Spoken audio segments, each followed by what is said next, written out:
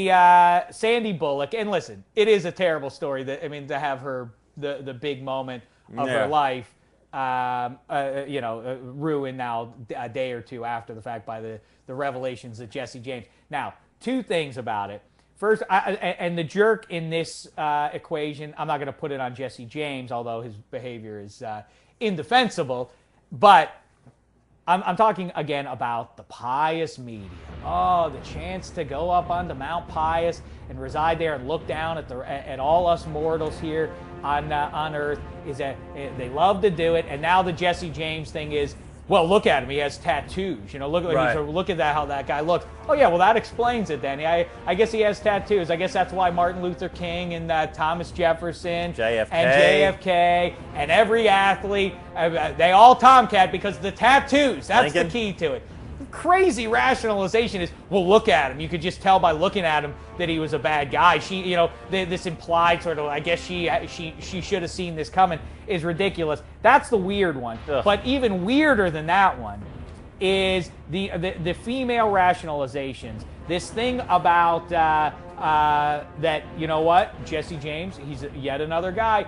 Sandra Bullock, more successful than him. She's a powerful woman. Some guys just can't. They're too sensitive. They can't handle that. They can't handle a strong woman. Really? Does that explain Tiger Woods too? Is that the reason Tiger Woods was having affairs? And JFK, like you say, and Steve Phillips, and everyone else who's gotten caught. Steve McNair, the late great Steve McNair. By the way, ladies, if that's a lesson to you, then if that's not a lesson to you, then nothing ever will be. Because he didn't feel the sting of the Han Solo Edition blaster. He felt the sting of a revolver, and it took his life. Of a Dillinger pistol. Did you hear about men stopping cheating after that? Oh. No, you didn't. If that doesn't dissuade fellas like, hey, we better get, is number 7 Roethlisberger not still doing what he's doing, even though he's a quarterback in the NFL, just like Steve He ain't McNair? married, though. See, he ain't married.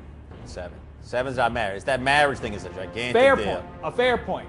But it doesn't curb the behavior. Of course. Oh, no, of course not. The Oprah But the fact that that's new is Dr. ridiculous. Phil, this idea that this hand-wringing, the billion-dollar industry of writing books on this subject, that, like, why do men cheat? How can we stop them kind of thing? These powerful men, rich and successful men. How about this? You can't. That's the answer. If you've learned anything over the last several decades, then that should be your takeaway message. If you decide to marry a rich and powerful man, there's a good chance that other women are going to find him attractive, and he's going to bed down. And there's a flip side of that coin. If you're a celebrity, you better get your affairs in order right now. You better clean up anything that's going on because it will be found, because this is a big business. Back in the day, even like 40, even like 30 years ago, if you were the other woman, if you were the other guy, whatever, the only money you could probably make off it is blackmail, extortion. Now, this is gigantic business. You hire Gloria Allred, and all of a sudden, you got a picture deal, you got a book deal, you got pictures. I've seen, what's the name of that girl? Bombshell McGee, whatever the hell her name is. Yeah. I've seen her every day on TV the last 3 weeks. I thought somebody was joking when they said Bombshell Michelle McGee. Bombshell McGee. And she's white power. But you see her everywhere. She is now one of the more famous people in America because of this thing.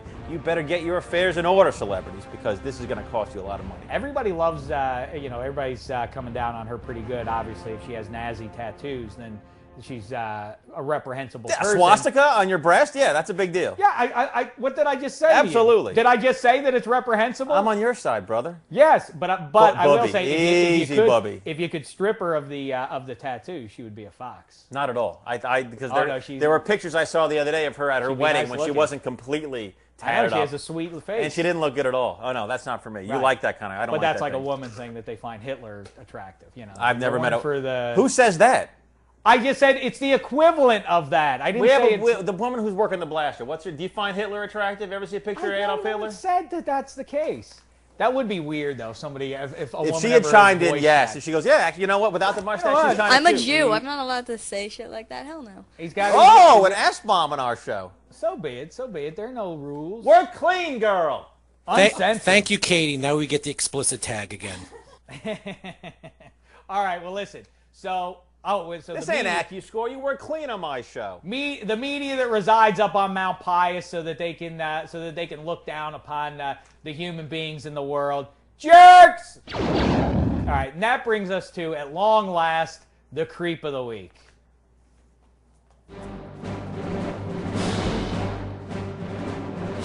Creep, creep, creep of the week, of the week. the creep of the week.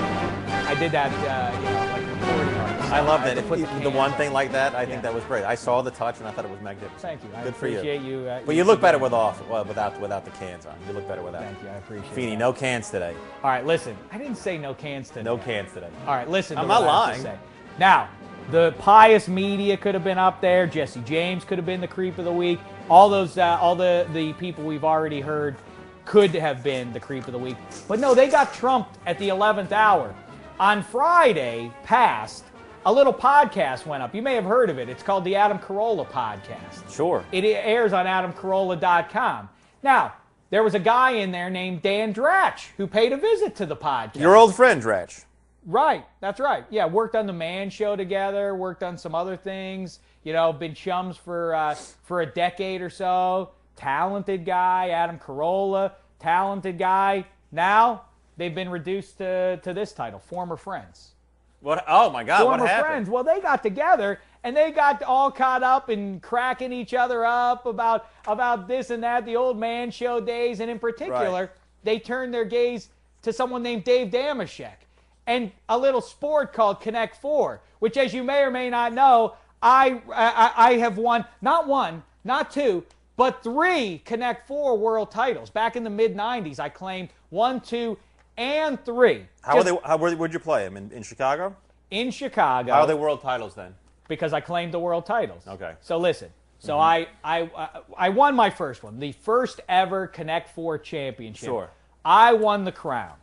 Now you think that's great. Now you can't take that away. I won the first one. You know, so that for all of time, I am the inaugural winner. Right. The second Terrific. year, come back, claim a second one. All of a sudden, a new standard has been set. It's not enough to just win a title. 2 in a now, row. To live up to Dameshek, you got to get 2. Mm-hmm. Then I come back a third year. I didn't know if I had what it took emotionally to dig in. I mean, it's physically exhausting. It's emotionally exhausting. Oh, sure. To go all the way through the round-robin tournament, best of 7, to claim a Connect Four crown. But somehow, some way, I did it. I'm called in Connect Four circles.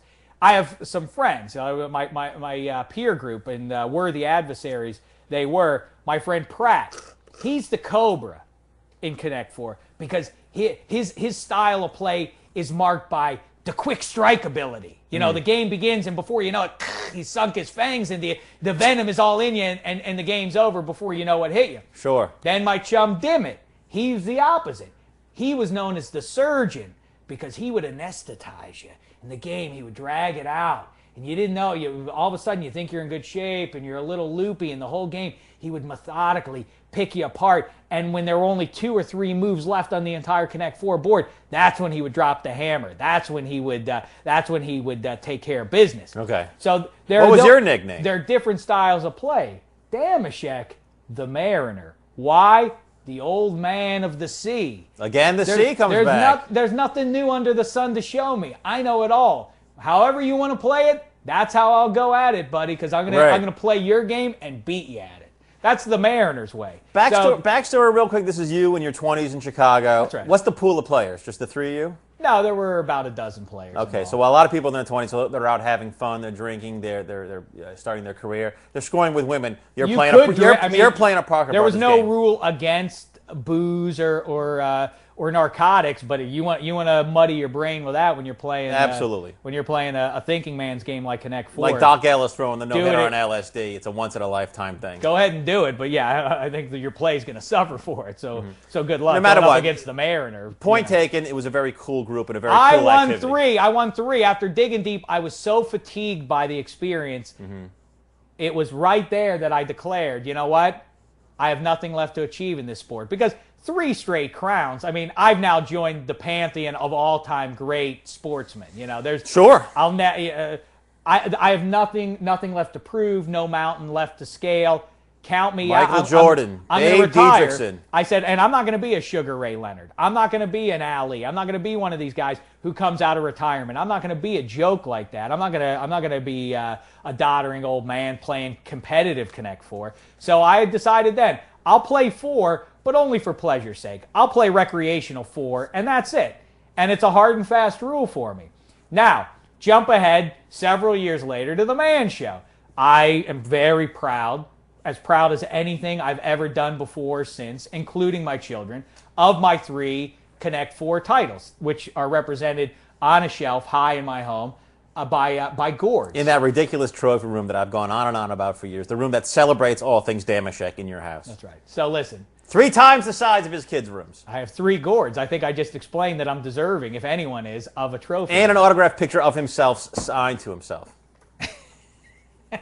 They're giving us a wrap it up sign, so let's get going. All right. So anyway, that's all. So I retired, and now at the Man Show, in whatever this was, 2001, 2002-ish kind of era, I make everyone aware of my Connect 4 crowns. I was proud of them.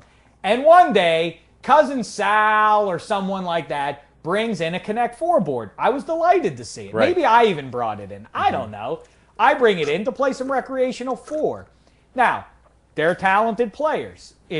Some people have the gift. I've always said about Connect 4, from your first game, I can see if you have the gift or not. You may have never played the game, but either you have the touch or you don't. You can get a little bit better, but really, you either got it or you don't. It's like having the Force. So we break it out. John Kimmel was a player of some repute, apparently, in his teen years. He says, we sit down to play. Sure enough, he was a strong player. He could beat me in Connect 4. Cousin Sal was good. He could beat me at Connect 4. Now, a lot of the guys we made quick work of, but those were really the noteworthy guys in the Man Show writers' offices. So we would play some Connect 4, but there's a give and take to Connect 4. It's more like baseball than it is NBA basketball in the sense that you don't. If somebody is good, you're going to split games. You want to win 4 out of 7. You're not going to win 4 in a row over worthy adversaries. That's the way it goes. Fine. I talked to John Kimmel about it yesterday. He said, you ultimately won a lot more games against me than I did against you. Sal concedes the same thing. But early on, maybe they had their way with me a little bit. But, that's all there is. You were out of practice. I was playing recreational 4, It was by almost the way. a decade since you've been active. So that's all the lead up. Now, can we hear what the hilarious banter between Adam Carolla and Dan Dratch? Let's hear what they had to say. It is funny. I guess it's what you'd expect. You're doing a show called The Man Show, and you hired a bunch of jack-off buddies to write comedy jokes, but eventually they would get bored, and they would do Connect 4 tournaments upstairs. It was always funny because Dave Damashek... Competitive 4. He was always touting... I was not mimicking my voice. Let's get every time. Dave Damashek, for 2 seasons of The Man Show, announced that he was so good at Connect 4 that he had to retire from competition. Right. That he would only do exhibitions now.